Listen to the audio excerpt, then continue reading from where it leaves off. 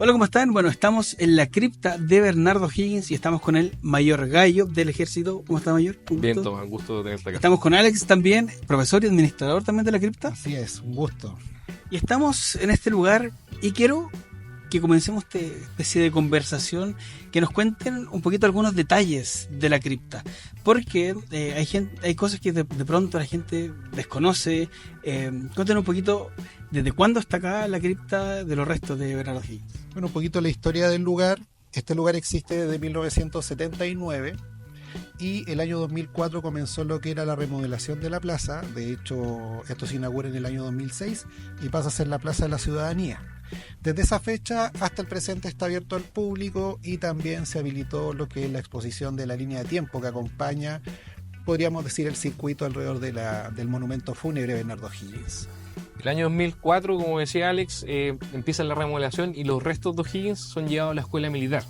Y ahí se custodiaron mientras se terminaba la remodelación de la cripta para luego traerlos a este lugar final de descanso. Hay gente que se pregunta que si de verdad está Bernardo O'Higgins. ¿Está Bernardo O'Higgins acá? Efectivamente se encuentra en el monumento fúnebre y se encuentra en el sarcófago que está justo acá arriba de nosotros, bajo el centurión romano. Una de las preguntas que más surge, y sobre todo cuando tuvimos una gran cantidad de visitas para el Día de los Patrimonios, mucha gente cuando estábamos arriba nos preguntaba, ¿y en verdad están ahí? Nos causa bastante risa en el fondo la pregunta, pero efectivamente se encuentra acá. Están ahí. No sé si lo pongo en aprieto o no, pero usted fue una de las pocas personas, me imagino, que ha visto los restos de O'Higgins, ¿no? Bueno, yo tuve la suerte de estar en la escuela militar entre el 2005 y el 2008. Entonces, todos los que fuimos cadetes de esa época tuvimos la oportunidad de ver cuando se llevaron a la escuela militar. En una cureña, que es en el fondo un carruaje tirado por caballos, se llevaron hasta la escuela militar. Entonces, también habíamos alumnos que hacíamos de guardia de honor mientras estaban los restos de O'Higgins en la escuela militar. Entonces, más que tuve suerte, ¿no?, de estar en el momento indicado. Profesor, me gusta el profesor. Si nosotros preguntáramos o quisiéramos decirle, contar a la gente datos que tal vez no sabríamos o no saben de Bernardo O'Higgins, ¿qué podríamos comentar? Bueno, yo creo que primero que todo es la figura más importante de todo lo que fue el proceso de independencia de Chile. A muchos chilenos se les olvida que cuando él estaba gobernando nuestro país, el 12 de febrero de 1818 se proclamó la independencia de Chile cuando él era un director supremo de nuestro país. Entonces yo creo que ya eso es algo relevante y adicionalmente él no solamente ayudó a consolidar la independencia de Chile, sino también ayudó a consolidar la independencia de las Provincias Unidas del Río de la Plata, actual Argentina, y también bajo su gobierno se financió lo que fue la Expedición Libertadora al Perú. Es decir, él también tuvo un gran aporte en lo que fue la independencia de nuestros vecinos del norte. Mayor, y desde el punto militar, la misma escuela militar lleva el nombre de Bernardo O'Higgins. También me imagino que para el mundo uniformado, el mundo castrense, es una figura de amplio estudio, de amplia relevancia como tal, ¿verdad? Sí, por supuesto, y obviamente hay que destacar el carácter militar de O'Higgins, y quizás bien él no fue a la escuela militar como lo hizo José Miguel Carrera, pero tuvo un desarrollo de liderazgo que es digno de estudiar. O sea, imagínate lo que es organizar una expedición en esa época para cruzar los Andes, y más encima no era solo cruzar, era cruzar y llegar a combatir y ser victorioso. O sea, imagínate lo que era logísticamente, tácticamente, de inteligencia, porque fueron varios meses o años en el fondo al otro lado de la cordillera, obteniendo información de dónde estaban los realistas para organizar una expedición de esas características que fue victoriosa. O sea, no cualquier persona puede organizar esto. O sea, obviamente no lo hizo Bernardo O'Higgins solo, pero fue una de las figuras, él y San Martín, de liderazgo relevante en esta misión. Dentro de la vida de O'Higgins, muchos sabemos, ¿verdad? El gran padre de la patria, artífice también de la independencia de Chile, pero de pronto se desconoce los últimos días, el último tiempo de Bernardo O'Higgins. ¿Cómo termina la vida de Bernardo? Sí, y yo me quiero tomar de lo que dijo recién el Mayor. Él arriesgó su vida, la de su familia, por esta causa. Él podría haber seguido siendo un hacendado en la zona de Los Ángeles. Durante lo que fueron las campañas de la Patria Vieja, su familia, su madre y su hermana fueron capturados por las tropas realistas la hacienda de las Canteras fue incendiada. Él arriesgó todos los bienes que tenía, su integridad física por una causa muy noble que era la independencia de nuestro país. Él posteriormente se va al Perú, después de su abdicación en 1823, se va a quedar allá, va a desarrollar una vida de agricultor, de comerciante, de la caña de azúcar principalmente. Y cuando él muere a una edad que para nosotros sería una edad joven, muere a los 64 años. Otro dato importante que las personas no manejan en general, él muere de problemas cardíacos, él sufría de arritmias, él tenía deseos de volver a la patria y muy cerca de embarcarse a Chile, lamentablemente él fallece junto con su hermana, que fue una persona que lo acompañó, al igual que su madre, durante buena parte de su vida, una vez que él vuelve de Europa, hacia principios del siglo XIX. Él muere con los suyos, muere en su pieza, en una casa en Lima, y yo creo que eso también es algo importante de destacar. Él siempre estuvo muy cercano a su familia y de sus mujeres, que eran su madre, su hermana y sus hijos. Bueno, y a él no pudo regresar a Chile, a la patria ya instalada, ¿verdad? Y en su regreso a Chile tiene varios puntos que son, entre comillas, significativos. Porque parte de Lima al puerto del Callao, que el puerto del Callao es donde las tropas chilenas desembarcan para ayudar o apoyar a las tropas de San Martín también para ayudar a la liberación de Perú. Y en su regreso viene en una embarcación donde venía Arturo Prat. Claro, después de... Bueno, él fallece en 1842 y primero va a ser sepultado en Lima. ¿Mm? Años después, hacia 1868, en diciembre de ese año, se generó lo que era el repatriar el cuerpo de Bernardo O'Higgins, y primero el cuerpo se va a llevar a una embarcación de la Armada chilena, que de hecho se llamaba O'Higgins, y ahí ocurre algo muy interesante, que en esa embarcación también iba Arturo Prat como guardia marina. Es decir, las dos principales figuras históricas del siglo XIX chileno, figuras notables de nuestro pasado, se encontraron en este viaje hacia el puerto de Valparaíso. Y una vez que llegan al puerto de Valparaíso, se realiza una ceremonia en el lugar.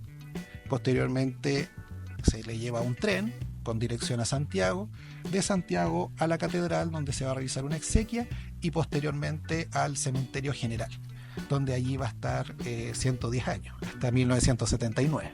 Es un montón. Y aparte, lo hablábamos fuera de cámara y lo comentaba el mayor, que esto estuvo 100 años a la intemperie. Lo que conversamos es para que uno entienda la calidad y del monumento, del material, de este mármol de Carrara que hablábamos, que imagínate lo que es estar 110 años en el cementerio general de intemperie, con la lluvia de repente cae en Santiago.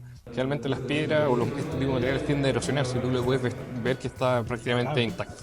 Y porque también mencionaba un poco el tema de Arturo Prat, la embarcación, el puerto del Callao, porque dentro de su historia militar y las citas que están muy bien documentadas, O'Higgins dice: podemos ganar esta y 100 batallas más, pero si no dominamos el mar, las batallas van a quedar ahí, ¿no? También es la visión que tenía. Sí, eso es importante destacar de nuevo, como la visión de liderazgo y estratega en el fondo, y de estadista que tenía O'Higgins. Él entendía que en el fondo, si no dominábamos el mar, si no teníamos una armada poderosa, podíamos ser víctimas de una invasión, o que no íbamos a poder defendernos ante amenazas externas. Exacto. Y para llevarlo, a mí me gusta el tema de las curiosidades o de sacar y mostrar a la gente datos, porque estamos acá en la cripta, ¿verdad?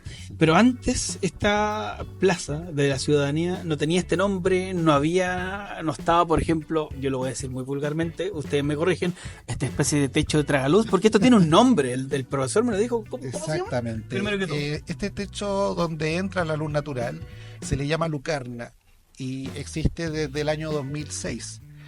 Perdóneme yo diciéndole tragaluz. Perdón. Y otra cosa súper importante, yo creo que el estar en este lugar es estar en parte de nuestra historia. Acá no solamente arriba en la plaza tenemos el monumento ecuestre de Bernardo O'Higgins, tenemos el monumento de otro prócer igual de importante que fue José Miguel Carrera, también tenemos figuras muy relevantes como José de San Martín, que de hecho es la estatua más antigua que está alrededor del Palacio de la Moneda. también está la estatua del presidente Bulnes, que conoció a Bernardo Higgins en la campaña contra la Confederación Perú-Boliviana. De hecho, Bernardo Higgins le dice a Manuel Bulnes que hay que poner ojo en la zona del Estrecho Magallanes.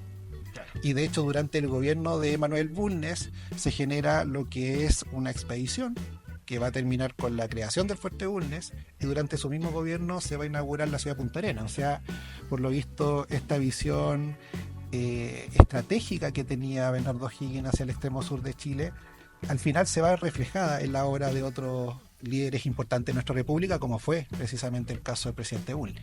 Y ya que hablamos de temas estratégicos, bueno, ¿dónde está este punto? La cripta también es un lugar muy céntrico, ¿verdad? Muy céntrico, estamos en el corazón de Santiago, estamos a pasos del Palacio de la Moneda, como Entonces, decía el que mayor. se llama el barrio cívico, Es, o sea, claro. tú vienes acá hacia el sur, toda la proyección del Paseo Bulnes, Exacto. estamos en el otro costado de la Moneda, estamos cerca de la Catedral Metropolitana, o sea, estamos, la cripta O'Higgins está en el corazón, podríamos decir, en el corazón de Santiago. En el corazón político de El la corazón República. político de la Exacto. República. Y demos otro dato curioso, que este no es el frontis de la moneda. Lo que conversábamos antes. Sí. Sí. Estamos Bueno, en la cara sur. y yo también solía decir, no estoy al frente de la moneda, pero esta es la cara sur, en el fondo está en la parte de atrás de la moneda, o uno tiende a pensarlo porque es la Alameda, que claro, esta es la entrada, pero al revés, la Plaza de la Constitución, el costado norte de la Alameda, en el fondo, ese es el frontis de la Alameda, eso es estar frente a la moneda. Exactamente. Y esto también podría ser algo que es un poco mito o se desconoce o gente cree. Es tan así que O'Higgins murió pobre, casi pobre, que invirtió todo su dinero para la causa de la independencia. Por lo menos durante lo que fue el periodo de la independencia, él dejó todos sus bienes. Dejó la hacienda, dejó su pecunio por lo que era la liberación de Chile del dominio español. Posteriormente, como muchos chilenos, se tuvo que reinventar. Claro. Y eso ya lo podemos ver en su estadía en Perú. De hecho, un dato súper importante, él al inicio no iba a vivir en Perú. Él quería ir a Inglaterra. Pero el gobierno peruano, en agradecimiento de lo que había sido la expedición libertadora del Perú, le entrega unas haciendas que habían sido de realistas en el periodo colonial peruano, y estas haciendas en la zona de Cañete le va a ayudar a generar cierta riqueza, no una gran riqueza, ya que los ingresos que él percibía iban a depender mucho del precio del azúcar, que era lo que él vendía, pero en general él tuvo un buen pasar para lo que eran los estándares de la época.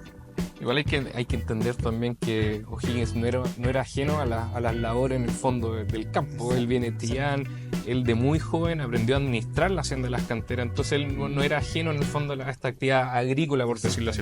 Era un hacendado de una zona bien interesante de Chile. Era la zona de la frontera, que durante ese periodo era el área fronteriza entre el Chile colonial y los territorios mapuches. De hecho, otro dato súper interesante, él hablaba mapudungún, cosa que no hemos visto en otros líderes de nuestra república. Él sí hablaba mapudungún, hablaba inglés. Y yo estoy hablando de datos curiosos y ese es un dato que me acabo de sorprender. Él hablaba mapudungún y te cuentan ahí las leyendas también que tenía muy buena relación con las comunidades en el fondo de araucanos que habitaban en el sector. Mapuches, pehuenches. Él tenía sirvientes que eran de estos pueblos originarios. Él aprendió mapudungún cuando estudió en Chillán, cuando era un niño. Hoy en día sería cuando iba a la educación básica. Él tuvo compañeros de colegio que eran hijos de lonco mapuche. Entonces ahí también tenemos otra parte bien interesante de su vida, su conexión con nuestros pueblos originarios. De verdad, estoy realmente impactado con el dato de que Bernardo Higgins habla mapudungún. Y si les pregunto a ustedes, mayor profesor, ¿cuál sería el dato propiamente tal, que más destacarían de Bernardo Higgins, partiendo por usted? ¿Dato? Un dato como punto de la historia que más le llamó la Hemos atención. hablado de todo. No, a mí siempre me ha llamado mucho la atención en el fondo la carga que hacen en Rancagua cuando ya se ven acorralados y él dice, como es el que quiera El que pueda montar, montar un caballo que al fondo que me con- siga y cargan a través de posiciones realistas y hay que tener una valentía y un arrojo. Él no sabía quizás si lo iba a lograr o no y a lo mejor de todo eso depende el resultado final de nuestra independencia. Tomó una decisión, fue con ella y lo logró, salió victorioso. O sea, si bien fue una batalla que se perdió, pero de esa batalla en el fondo se logró reagruparse, armar este ejército libertador de los Andes, realizar el cruce. Esa gesta yo la encuentro bastante heroica y un momento creo que bien culmine en la vida de Bernardo Higgins. De hecho, en los documentos de la época y los escritos de San Martín le remarca mucho eso del coraje y la valentía que tenía O'Higgins dentro del campo de batalla. También que se presenta en la batalla en los llanos de Maipú, herido, él venía herido de la batalla De Cancha Rayada. de Cantarrayá, con el brazo en el fondo con un cabestrillo y mucha gente le decía que no fuera el combate y él dice en el fondo no puedo dejar a las tropas solas y va y se presenta en el campo de batalla herido y también eso creo que es un acto de valentía que no sé si cualquier persona sería capaz de hacerlo. Y la misma pregunta para usted, profesor. Uf, muy Y compleja. si es más de una, yo lo agradezco. Muy compleja la pregunta, pero yo creo que tiene que ver con esa capacidad de liderazgo, de reinventarse, de sobreponerse a la adversidad. Él no tuvo una vida fácil desde su infancia. Él tuvo una vida muchas veces solitaria, producto de los viajes que él realizó. No necesariamente lo pasó bien en Londres, que ese también es otra historia importante. Tuvo problemas de salud como cualquier chileno, tenía problemas a la piel, tenía problemas a sus ojos. Habían periodos donde él podía pasar 3 semanas en cama producto de una fiebre. Él muy cercano a su madre. Muy inteligente también. Hablando de datos, él también tocaba instrumentos musicales. O sea, el hombre también se divertía, le gustaba leer. Era, yo creo que un fiel reflejo de lo que eran las ideas más avanzadas en su época, que eran las ideas de la Ilustración, de formar repúblicas, con un sistema que para nosotros hoy en día nos parece súper normal, pero que para la época de Bernardo Higgins era un sistema relativamente novedoso. O sea, pensemos que este sistema lo tenía Estados Unidos, Francia había vuelto al absolutismo y acá se estaban experimentando con proyectos de generar países, estados con constituciones, con separación de poderes del Estado, con un Senado. O sea, estamos hablando de que él marca una pauta que hasta el día de hoy lo podemos ver reflejado en las instituciones de nuestra patria. Perfecto. Mayor, profesor, agradecido por este tour que tuvimos por acá, por la cripta, y también agradecido por hablar de historia con nosotros. Así que, muchas gracias por su Gracias tiempo. a ti, Tomás, y me gustaría reiterar en el fondo la invitación a toda la gente que nos quiera venir a visitar y que quiera conocer la cripta de Bernardo Higgins. Están más que invitados, la entrada es gratuita. Vengan a conocer esta parte de la historia que es patrimonio de todos los chilenos, ¿verdad? Exactamente, están todos invitados, pueden venir, me pueden conocer a mí, también acá está el guía Mario Carvajal, que los va a llenar de muchas anécdotas más, así que es un espacio patrimonial único que tenemos no solamente en Santiago, sino en el país. Colegios, universidades, ciudadanos, todos están cordialmente invitados. Muchas gracias. Que estén bien. Chao.